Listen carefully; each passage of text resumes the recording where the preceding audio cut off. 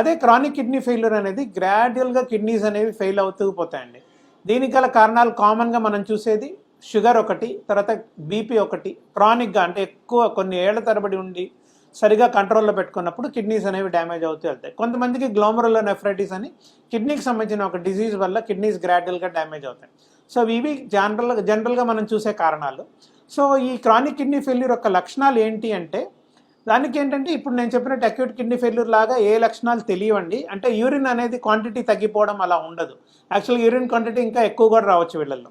So అది మనం symptom కింద తీసుకోము. మెయిన్ ప్రాబ్లం ఏంటంటే ఒకటి వీళ్ళల్లో మొహం వాపు కానీ కాళ్ళ వాపు కానీ ఎక్కువగా ఉంటుంది.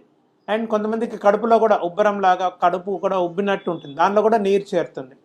సెకండ్ సిమ్టమ్ ఏంటంటే రక్తహీనత, అంటే బ్లడ్ అనేది బాగా తగ్గిపోతుంది అనమాట. నార్మల్గా మనందరికీ హిమోగ్లోబిన్ 12 నుంచి 14 దాకా ఉంటుంది, వీళ్ళకి 8, 6, 5 అట్లా వెళ్ళిపోతుంది అనమాట, అంత తగ్గిపోతుంది.